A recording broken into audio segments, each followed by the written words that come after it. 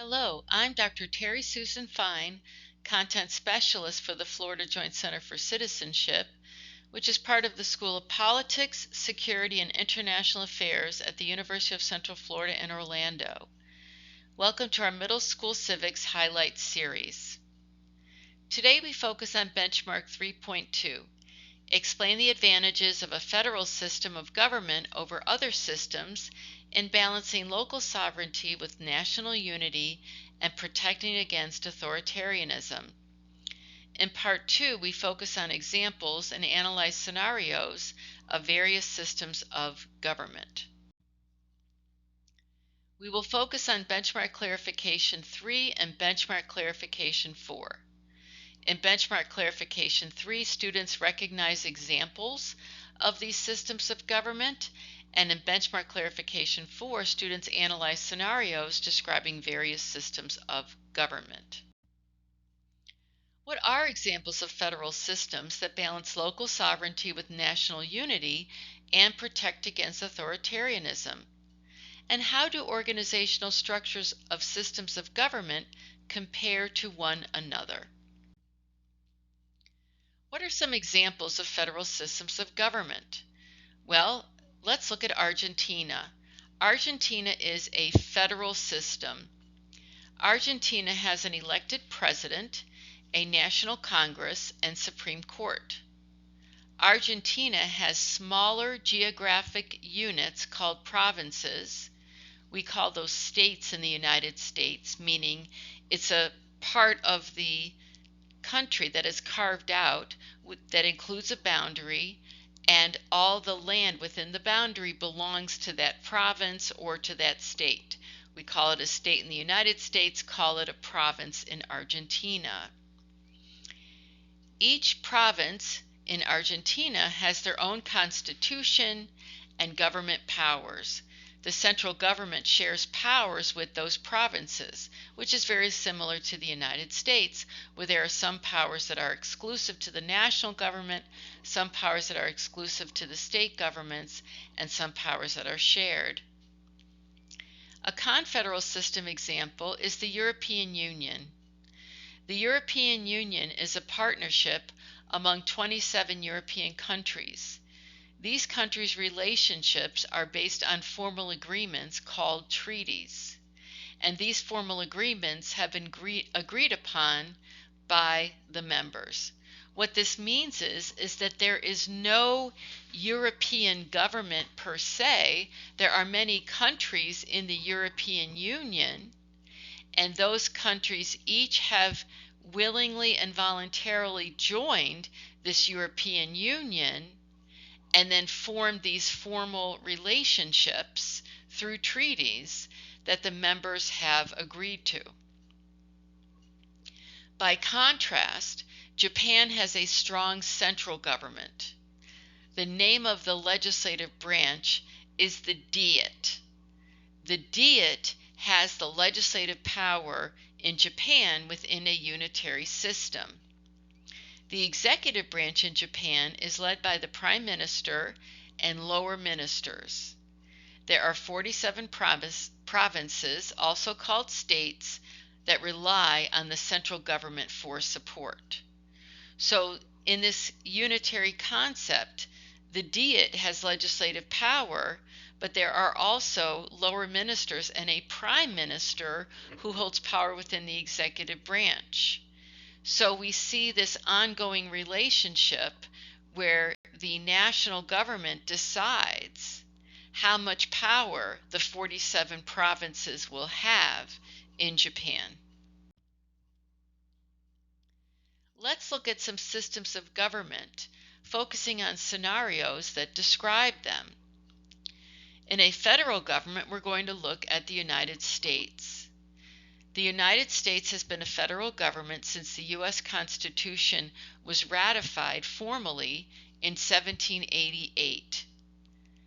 In the U.S. Constitution, Article 6 of that document states that the Constitution is the supreme law of the land.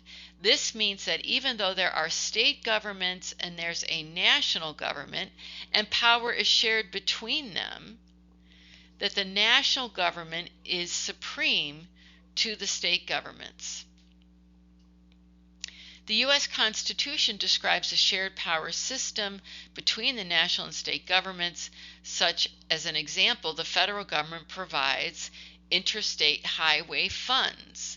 These interstate highway funds enable to support and build components of the interstate highway system.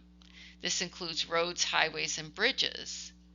But the state governments own and operate the roads and issue driver's licenses. So even though the interstate highway system, such as in Florida, we have several interstate highways, Interstate 95, Interstate 75, Interstate 10, all of those are interstates, and you may recognize that there's a shield that has the colors of red, white, and blue on it, and then you know that you are on an interstate highway.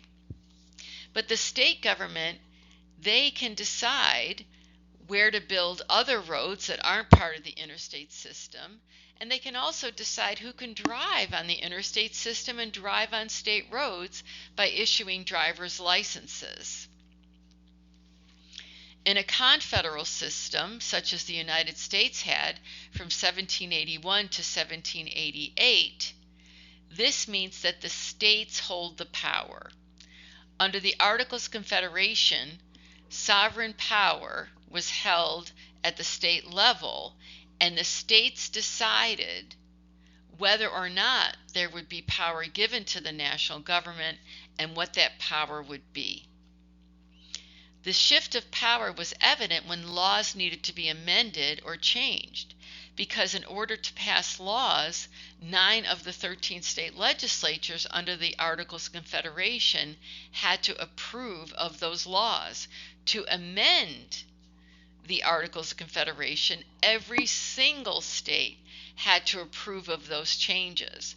So even though we might say that every state was equal when it came to amending the Articles of Confederation, the truth is that one state held all the power, and that one state isn't a specific state, but rather if 10 states agreed to amending the Articles of Confederation, but one state disagreed, then that one state in fact held all the power because it could prevent the amendment to the Articles of Confederation that was being proposed. So consequently, there were situations where there might be several states that wanted to give some power to the national government, but 1 or 2 states decided against it. So let's think about this in terms of national security. The nation, under the Articles of Confederation, could not defend itself because whether or not there was a national ruler and whether or not there was a national military was up to the states, and the states did not want to spend money on that. And the states could volunteer to give money to the weak national government, but they could volunteer to do so. They were not compelled to do so by either a national law under the Articles of Confederation, meaning that a law was passed that was agreed to by all the states, and there was no national power to tax the states. Let's look at unitary power in Japan. In Japan, the central government has ultimate or total power. It is the central authority in all policy areas, such there are driving rules that are consistent across the entire nation. There are food regulations that are consistent across the entire nation, and there are also criminal statutes that are consistent across the entire nation. Compare this to the United States, where there are some states that might have a different age for a person to get a driver's permit or to get a driver's license. There might be different types of food regulations based on the type of establishment that is serving the food, whether it's a restaurant versus someone perhaps selling food out of their home or something like that. So by Japan having this total and ultimate power, this means that there's consistency across the country, which also then enables people to know what the expectations are in all parts of the country as well. Thank you for joining me for Middle School Civics Highlights. Do you still have questions? Please contact us using the information that appears on the screen. Till next time, I'm Dr. Terry Susan Fine. Thank you for joining me.